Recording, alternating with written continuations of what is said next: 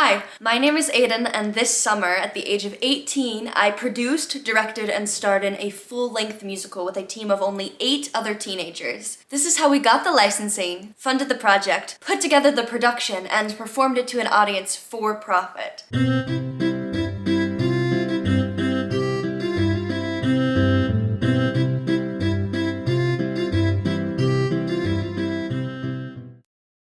There was a lot of stuff that I don't want to get into, but a lot of people, including myself, were incredibly disappointed with theater last year. Around the same time, me and a small group of my friends joked around about who would play who and what starkid show, and oh, what if we put on a musical? Directing a musical had always been something that I wanted to do, and with 1X being canceled and me losing an opportunity to direct for an audience, I thought, what if we actually did do a show? Different musicals, I looked at licensing information, venue rental fees, and I shared my idea with a group of my friends and said, hey, let's put on a show. We decided it was something we wanted to do, so here's a little bit of information on how we put starkids, the Trail to Oregon on stage, and some advice for people who might want to produce their own shows.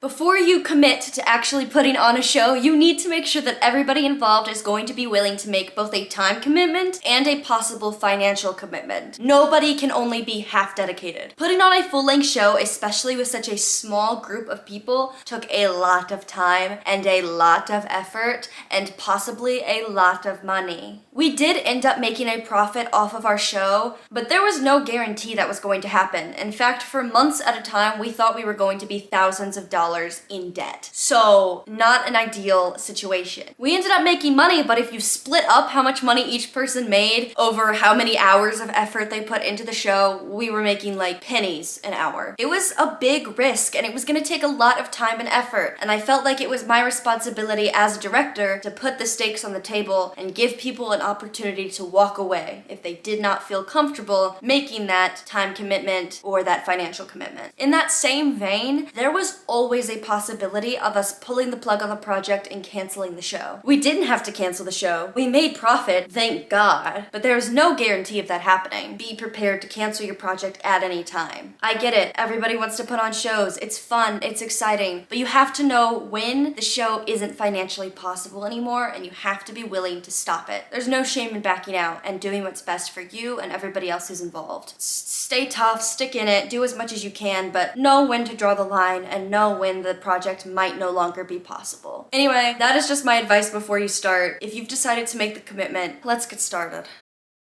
The first thing you're going to want to do is pick a show to produce. There are lots of factors that go into picking the perfect show for you, your company, and your situation, especially factors that relate to the financial aspect. How many people do you have to cast from? Do you have enough people to do a show with an ensemble? Are there lots of different sets, props, costumes? Will you have the money to afford lots of different sets, props, and costumes? What about lighting design? Does it need to be fancy, or can it just be lights up and lights down? And how does that affect what venues are available to you? Does it need to be family friendly? If you want to do a musical, are you going to have a live orchestra, or do you need the show that you buy to have backing tracks that come with it? It's lots of questions, and it is a lot to think about. The best thing I can do is just sort of tell you where we came from when it came to picking our show, why we picked it, and how we got the rights for it. Getting the licensing for shows and the process that you take to get that licensing is going to be severely different, so keep that in mind. Me and my friends always joked about putting on a starkid show, so when I decided that I actually wanted to direct something, the first place I went was the starkid website to see what shows I could get a license for. You can get all of the licensing information on their website under store and then under licensing. As of now, you can only buy the rights for 3 shows: The Trail to Oregon, Twisted, and Firebringer. Intricate costume design and large ensembles immediately took Twisted and Firebringer off the table. But The Trail to Oregon seemed a lot more feasible with our time and resources, and after looking into it a little more, it ended up being the show that we picked. Here's why we ended up going with starkid's The Trail to Oregon, our reasoning behind picking it, and why it was the best starkid show for our financial situation.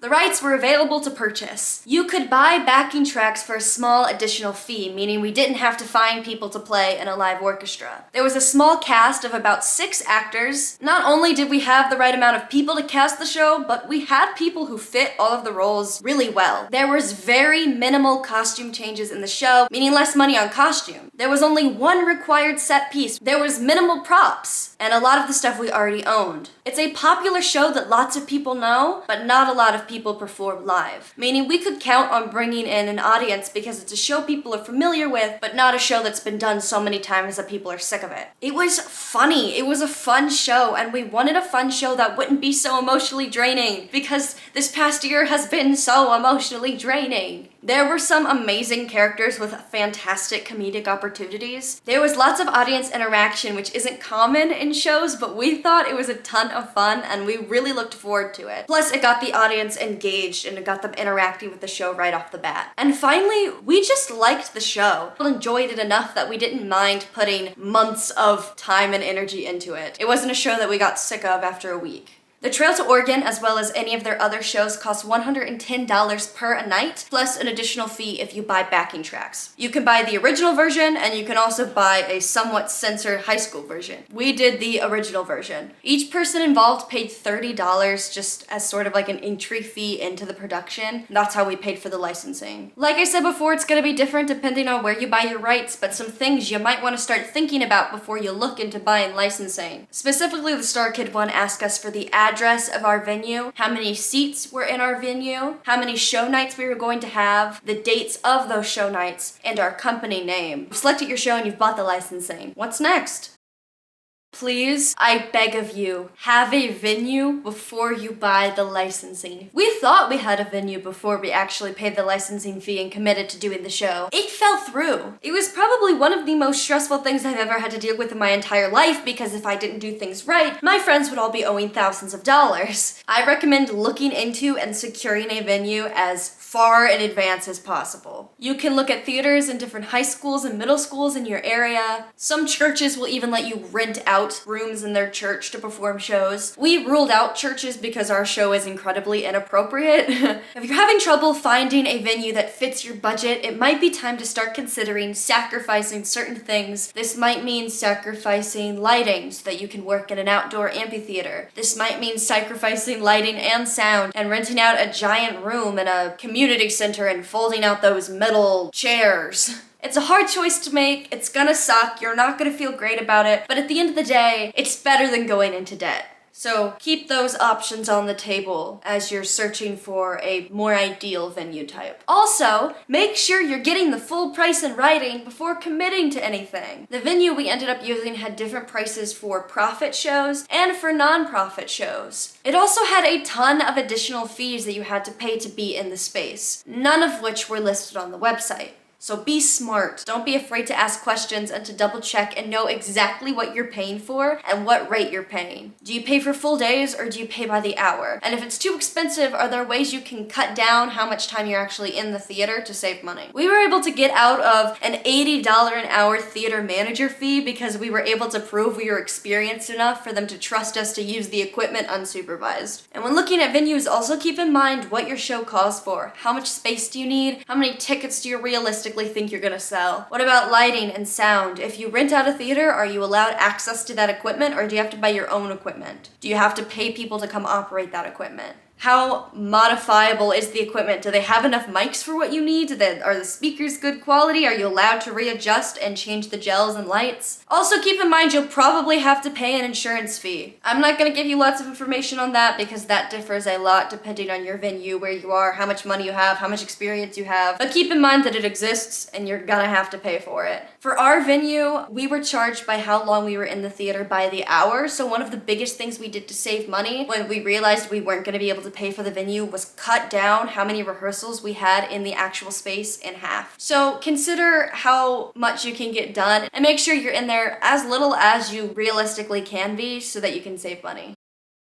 I've been talking a lot about how stressful making money is. So let's talk about how we actually made money for the show so that we wouldn't be crying every time we thought about our financial situation. Since this was our first show as a company, we didn't have any money from past shows to fall back on, and we definitely didn't have any way of guaranteeing that we would sell any tickets. Theater is a industry built on reputation. We had no reputation. We didn't have people who were loyal to our company who would come back and buy tickets, and we didn't have past shows to help us gauge how many tickets we could sell. So we basically just assumed we were going to sell 0 tickets when it came to our funding, because we had no way of knowing if ticket sales would be enough to pay for anything. Before school got out at the very end of the last school year, the first thing we did was we carried around glass jars that had our show name, our show dates, and our Instagram on it, and we said, please give us pocket change. We would stand up in class at the beginning of class, hold up the jar, explain the project, and say, you don't have to donate, but if you have quarters, pennies, dollars, please. We raised over 300 the first day in one jar, just from people's pocket change. I know this isn't possible for everyone because you might not be in an environment where you're allowed to do that legally, but it helped us a lot. Number 2, we started a Venmo. We posted the Venmo basically everywhere on our Instagram story and our Instagram bio. We made posts about it, we shared it with our friends, and people could Venmo us money. If you Venmo us money, no matter what the amount was, you got featured as a sponsor in our program, which encouraged people to donate money because they wanted to be listed as someone who helps support young artists and support a upstart theater company. We also started a GoFundMe. We made it very clear within our GoFundMe that every single person who donated would be listed under sponsor, but we also made it very clear that if you donated $50 or more, you got a comp tick. Another thing we did was we walked around our community and we sold ads. We went to small businesses in our area and said, hey, would you like to buy an ad that will go in the program for our show? It's $50. The money goes towards funding the production. Usually you can sell a lot more ads than we could. We were kind of limited with what businesses wanted to advertise in our program just because our show wasn't family friendly, and so some businesses didn't want to associate with it, which, you know, is valid. But not only did we sell ads to businesses in our area, but we also gave parents an opportunity to buy ads for their kids. So parents could spend $50 and buy an ad just like a business could and fill it with little pictures and sweet little messages for their kid who was involved. This isn't necessarily raising money, but we also set up an Amazon wish list that people could go donate on. It had mostly props or small costume pieces, and we actually did have people donate. Somebody donated animal masks that we used for Dysentery World, and somebody donated a bonnet for the Darla scenes. But it is nice to give people an opportunity to donate tangible things if they want to actually see where their money is going instead of just giving you cash. Obviously, we did end up making money through ticket sales. Tickets were $10. That seems like a good baseline for the show that we were putting on. We didn't want to charge too much because we're a new company without a reputation, but we didn't want to charge too little because we are experienced actors and technicians. We do know what we're doing and we were putting something of quality on a stage. So we didn't want to undersell ourselves either. And finally, this is more specific to just our show. During intermission of the Trails of Oregon, the audience actually gets to vote on who dies at the end of Dysentery. There are 5 different endings completely learned and rehearsed, and depending on who the audience votes for depends on how the show ends. I died one night and the sun died one night. Everybody gets 1 vote with their admission into the theater, but we also made it so that you could buy 5 additional votes for $1. So we had lots of people donate money so that they could buy more tickets so that they had more of a chance of seeing the character they wanted to die. So we raised lots of money doing that, and that was kind of a last moment thing that we added on at the end. So if there are any ways that you can kind of set up donation jars or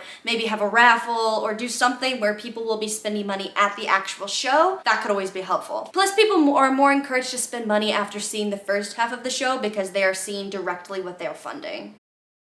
Promotion! People aren't going to come see your show if they don't know your show exists. So promotion is very, very, very important to get the word out there about your production and about your fundraising. So not only does promotion help improve ticket sales, which will ultimately give you more money, which brings you closer to breaking even, but shows are just more fun to perform when you have a good and engaged audience. One of the biggest ways that you can promote is through social media. We created an Instagram page for our show where we posted things like get to know the cast and the crew, and we posted candids and reminders of opening and closing night. We also had a link in our bio where you could get tickets, you could donate, you could get access to our Amazon wish list. We also had a TikTok where we posted more comedy videos. TikTok is going to be harder to get into your exact niche because the amount of people who see your content who will actually be close enough to where you are to come see the show is going to be minimal. But if people get engaged with you and your production, there's a possibility that they'll donate or they'll buy things off your Amazon wish list.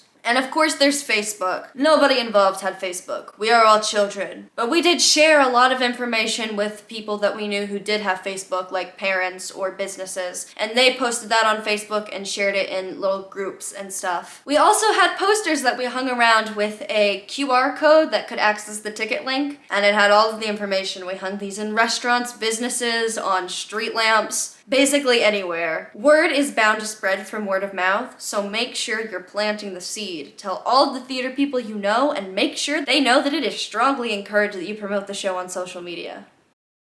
Rehearsal spaces! We couldn't afford to be in the venue for all of the rehearsals we needed. We also couldn't afford to rent out a space for all of the rehearsals we needed. We're broke, we're teenagers, we've never done this before. Most of our rehearsals took place in my friend Delaney's garage. Delaney was playing the mother in the Trail to Oregon. We also rehearsed at a public park one time, and when heat warnings started going off and we were advised to not be outside, we rehearsed in basements. We saved lots of money, and it got the job done.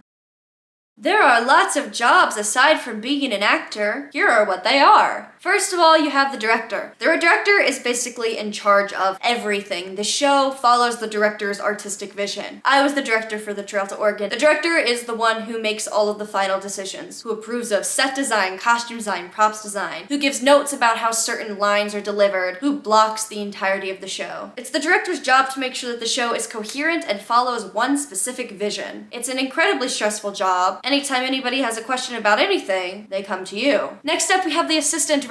This was especially important for Trail because I was in the show, so a lot of the time it was hard for me to give notes about certain scenes because I was busy pulling my weight as an actor. Assistant directors do a bunch of different jobs, but our assistant director took notes, helped run music, did paperwork, called people during rehearsals, and helped run the ticket booth and the voting tables during intermission and then before and after the shows. Next, we have the stage manager. The stage manager is the end-all be-all for all things tech. During actual shows, they'll be up in the booth on clear comp calling every single cue. Anytime a sound effect or a song is cued, every time lights change, every time the curtains open and close, the stage manager cued that. During actual rehearsals, the stage manager will typically sit in on rehearsal and take notes on when things need to happen, when things need to move, when things need to shift, and take that time to better understand the show so that they can do their job most effectively. The stage manager knows basically everything. The stage manager is God. Next up, we had a financial director. This isn't necessarily something every theater company has, but for us, we had somebody whose job was just to handle finances. We also have a music director. The music director's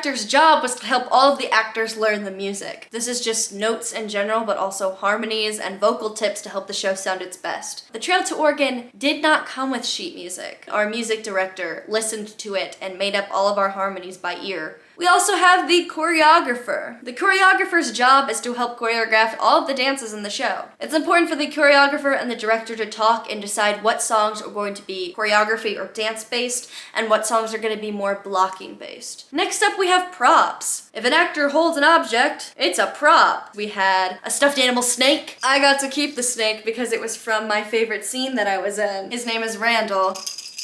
Some tips when it comes to props is collect everything that you already have so that you don't have to spend money on those things. We also set up an Amazon wish list, which helped pay for some of our props. We thrifted stuff when we could. We borrowed stuff from friends and family members when we could. Costumes! If you wear something, it's a costume. Pants and the belt and the shoes and the socks that I wore, I already owned. This hat we borrowed from my school's theater company. This bandana we got from Dollar Tree, and this shirt was thrifted. Next, we have construction/set design. This person is in charge of designing and building the set. We only had one person who was kind of in charge of construction. Usually there's a whole team because sets can be really intricate. You also have publicity. It is publicity's job to promote the show in all means possible. They're the ones who run social media, who make the posters, who were in charge of finding someone to design the logo and buying it. They were in charge of selling ads, and they're also in charge of making our program for the show. We opted out of printing physical programs. Instead, they designed and coded an entire website that had all of our information on it. And finally, we have lights and sound. I kind of combined these into one because lights and sound weren't very prevalent in this show. The lights person operates the lights board, and they control when lights go up and when lights go down, and if there's spotlights and any fun things, and they design that and decide when things like that are going to happen. And then the sound person typically designs designs, other things like sound effects, pre-show music, and will be in charge of the soundboard, so that controls microphones as well as music cues and sound cues. Since we were such a small company of 9 teenagers, everybody had to take on multiple roles. I was the director, but I also was in the show as the father, and I was also the sound designer. The girl who played the son in our show was also our choreographer. The girl who played the daughter was also our assistant choreographer, our costume designer, and our music director. If you have enough people, by all means, don't force that much work on anyone. We just didn't have that many people. Luckily for us, not only are all of us trained actors, but we're also trained technicians, so we had experience and we were qualified to do the jobs that we had